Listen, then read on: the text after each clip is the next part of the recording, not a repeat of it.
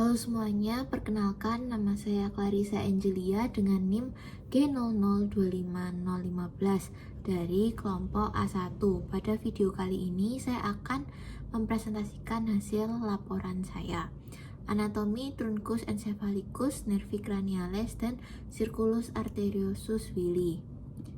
Laporan 1.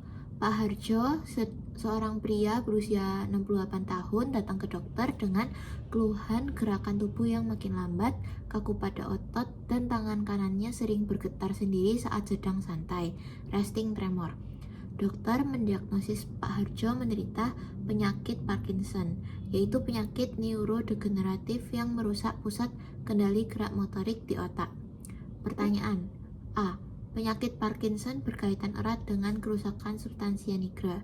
Jelaskan letak anatomis dari substansia nigra. B. Substansia nigra adalah bagian dari sistem ganglia basalis. Jelaskan struktur anatomi apa saja yang menyusun ganglia basalis. C. Substansia nigra berada di area batang otak.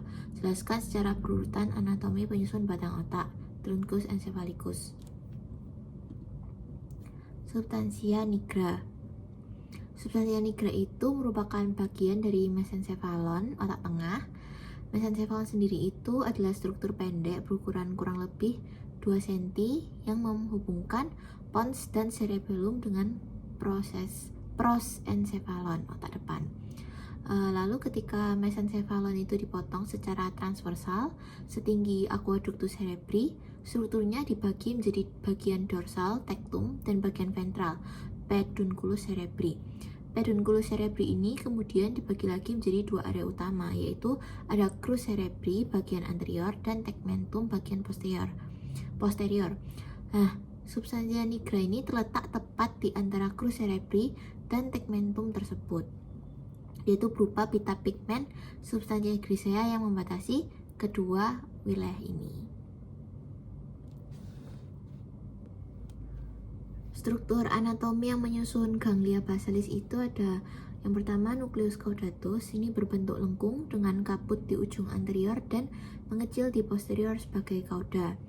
Lalu tadi ada kaput nucleus caudatus yang melanjutkan diri ke dalam putamen dan cauda nucleus caudatus yang berakhir di kompleks amygdaloideum. Yang kedua ada nucleus lentiformis, terdiri dari dua bagian, putamen bagian lateral dan globus pallidus bagian medial yang dipisahkan oleh lamina medullaris externa. Lalu ada corpus amygdaloideum berhubungan dengan sistem limbik, berhubungan erat dengan uncus pada gyrus hipokampi. Lalu yang terakhir ada claustrum, itu lamina grisea tipis di antara putamen dan insula. Secara berurutan anatomi penyusun batang otak. Jadi ada mesencephalon. Di mesencephalon tuh ada pedunculus cerebri. Jadi ini itu nanti ada substansia nigra yang akan membagi pedunculus cerebri seperti yang tadi sebelumnya sudah saya jelaskan, jadi crus cerebri dan tegmentum. Lalu crus cerebri itu mengandung serabut descendant fibrae corticopontines, fibrae parietopontines, fibrae corticobulbaris medialis et lateralis, fibrae corticonuclearis, dan fibrae corticospinalis. Sedangkan tegmentum mesencephali itu struktur yang jelas pada tegmentum, nucleus ruber itu merah. Nukleus ini pada potongan preparat segar akan berwarna merah muda karena kandungan verum yang tinggi. Selain itu, di bagian ini juga ada lemniscus lateralis yang tampak memasuki colliculus inferior untuk jarak pendengaran. Colliculus inferior ini merupakan stasiun relay untuk jarak pendengaran menuju talamus. Substansia nigra sendiri adalah nukleus motorik yang besar dan terletak di antara tegmentum dan crus cerebri. Warnanya yang gelap adalah akibat pigmen melanin yang terkandung di dalam badan sel saraf. Substansia nigra merupakan komponen penting dalam sistem motorik ekstrapiramidal dan memiliki hubungan dengan ganglia basalis, terdiri atas pars compacta dan pars reticularis. Lalu ada fossa interpeduncularis, yaitu tataran di antara pedunculus cerebri ditembus fossa darah arteri centralis posteromedialis sehingga akan membentuk daerah yang berlubang-lubang disebut substantia perforata posteriora. Maaf, itu arteriole centralis posteromedialis maksudnya. Di daerah ini juga akan menjadi tempat keluar dari nervus 3 yang akan membentuk suatu alur yang disebut sulcus nervi oculomotori. Ada aqueductus mesencephalii, ini menghubungkan ventriculus tertius dengan ventriculus quadratus. Terus ada juga tectum mesencephalii. Lalu ada pons Farolyi. Pons juga disebut juga dengan pons Farolyi, diambil dari nama ahli anatomi dan ahli bedah Italia, Costanzo Farolyi. Lalu pons itu ada dua ya, pars basilaris pontis dan pars tegmentalis pontis. Yang basilaris itu ventral, yang tegmentalis itu dorsal. Untuk pons Farolyi pars basilaris pontis, dia nanti ada nervus kranial yang keluar dari pons sendiri, yaitu nervus 5, 6, 7, 8. Lalu untuk vaskularisasinya ada sulcus basilaris pontis, itu tempat dari arteri basilaris. Untuk pons Farolyi pars tegmentalis pontis, jadi itu yang atas, segitiga atas, dia ini terletak di fossa rhomboidea. Lalu di sini itu ada colliculus facialis, genu interna nervus facialis, nucleus nervi abducens. Lalu ada stria medullaris, tempat nuclei vestibularis dan cochlearis dan salivatorius. Lalu selanjutnya ada medulla oblongata atau mielencephalon.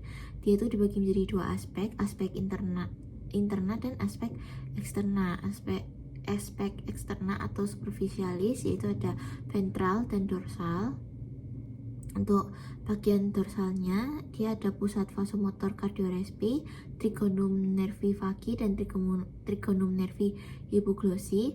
Ada fasciculus cuneatus mengatur somatosensorik ekstremitas atas, dan ada fasciculus gracilis mengatur somatosensorik ekstremitas bawah. Lalu ini ada bagian ventralnya.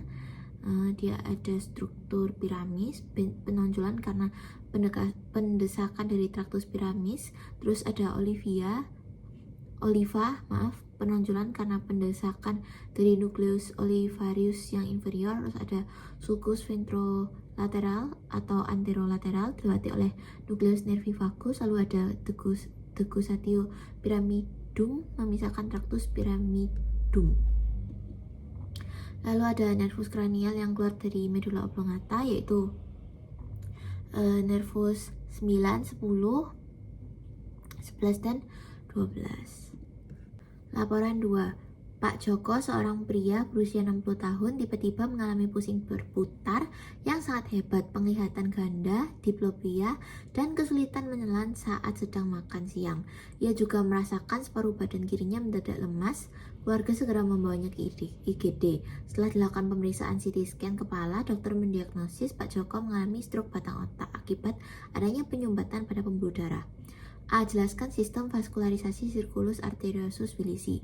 B. Jelaskan anatomi 3 bagian utama penyusun struktur anatomi batang otak, mesencephalon, pons, medulla oblongata.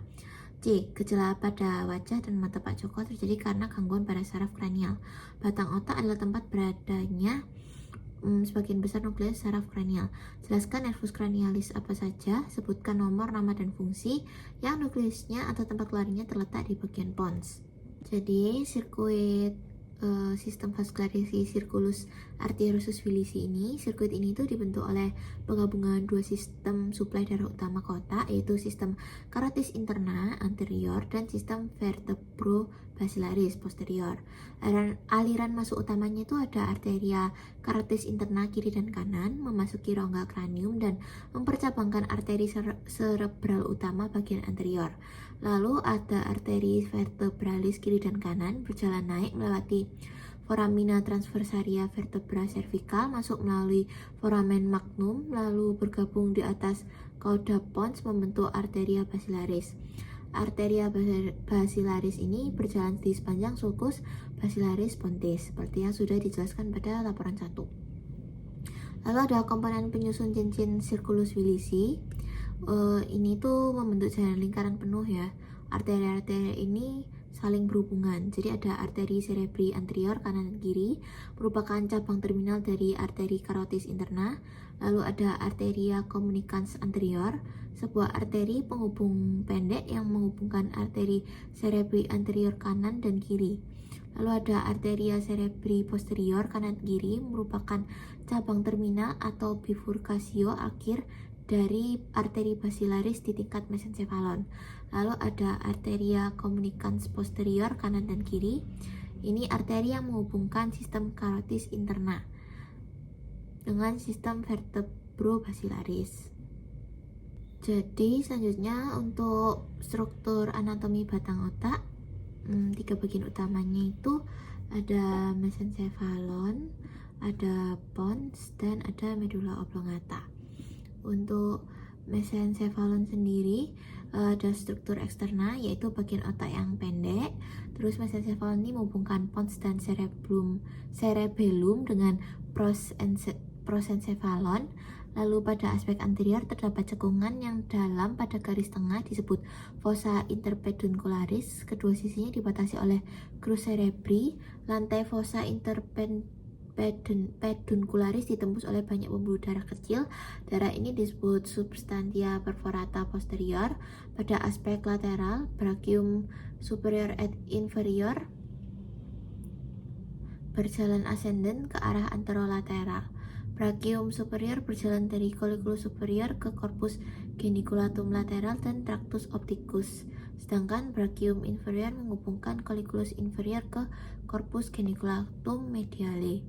Pada aspek posterior terdapat penonjolan disebut corpora quadrigemina, terdiri colliculus superior, colliculus inferior juga. Terus di bawah colliculus inferior di garis tengah keluar nervus trochlearis melingkar ke lateral, kemudian keluar melalui dinding lateral sinus cavernosus. Lalu ada struktur interna mesencephalon.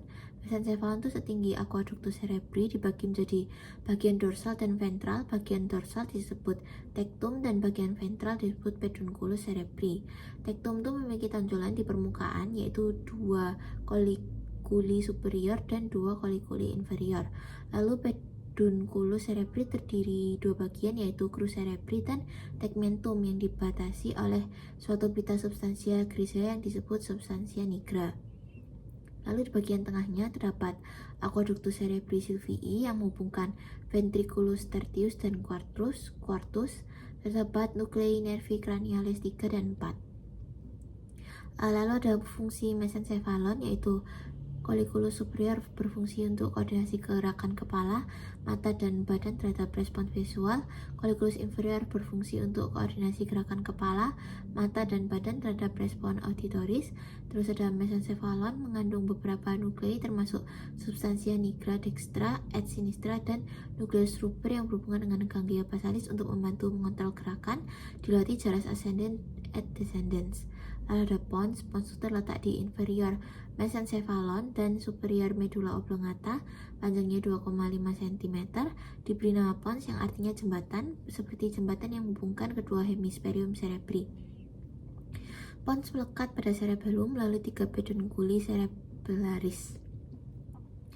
Permukaan anterior pons cembung dari satu sisi ke sisi, menunjukkan banyak serabut saraf melintang yang konvergen pada masing-masing sisi membentuk peduncularis cerebellaris medius. Pada garis tengah terdapat alur dangkal disebut sulcus basilaris yang ditempati arteri basilaris pontis. Pada tiap sisi pons pada permukaan anterolateral keluar nervus trigeminus, dan di dalam sulcus antara pons dan medula oblongata dari medial ke lateral keluar nervus abducens, nervus facialis, dan nervus vestibulocochlearis. Permukaan posterior pons tertutup oleh cerebellum. Permukaan posterior sebelah lateral dibatasi oleh pedunculus cerebellaris superior dan terbagi menjadi 2 bagian simetris oleh sulcus medianus posterior. Di sebelah lateral sulcus medianus terdapat penonjolan disebut eminentia mediana yang berlanjut ke inferior dan meluas menjadi colliculus facialis. Di sebelah lateral eminentia dan colliculus facialis dibatasi oleh sulcus limitans, dan di sebelah lateral sulcus limitan terdapat area vestibuli. Untuk mendeskripsikan bagian dalam pons sendiri itu dibagi menjadi bagian posterior disebut tegmentum dan bagian anterior disebut bagian basalis oleh serabut melintang korpus trapezoideum. Struktur pons dipelajari pada dua tingkat, yaitu potongan transversal melalui bagian caudal dan potongan transversal melalui bagian kranial. Fungsi pons mengandung tractus ascendens et descendens, nucleus pontinus merelei, impuls sarafi dari area motoris cortex cerebrui ke cerebellum, mengandung nukleus vestibularis untuk keseimbangan, mengandung pusat respirasi. Terdapat nuclei nervi cranialis 5, 6, 7, dan 8. Lalu ada medula oblongata membentang dari sulcus pontinus inferior hingga medula spinalis berakhir setinggi foramen occipital magnum. Panjang sekitar 3 cm, aspek ventral dari medula oblongata terdapat visura mediana anterior yang dibatasi pinggirannya oleh piramis. Lalu pada bagian posterolateral piramis terdapat oliva yang merupakan elevasi berbentuk oval karena adanya nukleus olivarius inferior. Di posterior oliva terdapat pedunculus cerebellaris inferior yang menghubungkan medula oblongata dengan cerebellum. Di dalam sulcus di antara oliva dan pedunculus cerebellaris inferior muncul villa radicularis, nervus glossopharyngeus, nervus vagus, dan radic cranialis nervus accessorius. Pada aspek posterior, bagian setengah kranialnya membentuk bagian dasar dari ventriculus quartus. Pada bagian awal aspek posteriornya terdapat sulcus medianus posterior. Pada sisi sulcus medianus posterior terdapat penonjolan yang disebut tuberculum gracilis, dan di sebelah lateralnya lagi terdapat tuberculum cuneatus. Tepat di lateral tuberculum cuneatus terdapat tuberculum cinereum yang dibentuk oleh tractus descendens nervi trigeminalis. Struktur internal medula oblongata terdiri dari substansia alba dan grisea seperti pada medula spinalis, tetapi dengan penataan ulang pada masa embriologis. Fungsi medula oblongata mengandung tractus ascendens et descendens. Centrum medullaris merupakan nuklei yang terlibat dalam fungsi kontrol denyut jantung, tekanan darah, respirasi, batuk, menelan, dan muntah. Terdapat nuklei nervi cranialis 7, 9, 10, 11, dan 12. Jadi nervusnya ada nervus 5, nervus trigeminus. Tempat keluarnya muncul secara superficial dari permukaan anterolateral pons berupa akar sensorik besar dan akar motorik kecil. Fungsinya sensorik, menerima input sensasi raba, nyeri, suhu, dan propriosepsi dari area wajah, gigi, mukosa, mulut, sinus paranasal, dan 2/3 anterior lidah. Motoriknya untuk menginervasi otot-otot pengunyah, musculus masseter, musculus temporalis, dan musculus pteriogoideus. Lalu ada nervus 6, nervus abducens. Tempat keluarnya muncul di garis tengah pada sulcus pontinus inferior. Fungsinya saraf motorik murni yang menginervasi musculus rectus lateralis mata, berfungsi untuk menggerakkan bola mata ke arah lateral. Kerusakan pada saraf ini menjelaskan gejala diplopia pada Pak Joko karena koordinasi gerakan bola mata terganggu. Ada nervus 7, nervus facialis. Tempat keluarnya muncul di bagian lateral pada sulcus pontinus inferior, tempatnya di area sudut cerebellopontine. Fungsinya motorik, mengontrol semua otot ekspresi wajah. Sensorik khusus, menerima hantaran rasa pengecap dari 2/3 anterior lidah melalui korda timpani. Lalu ada parasimpatis atau otonom, mensimulasi kelenjar air mata dan kelenjar ludah. Ada nervus 8, nervus vestibulococlearis. Tempat keluar muncul di aspek paling lateral pada sulcus pontinus inferior di sebelah lateral dari nervus 7. Lalu fungsinya saraf sensorik khusus yang terdiri dari 2 divisi.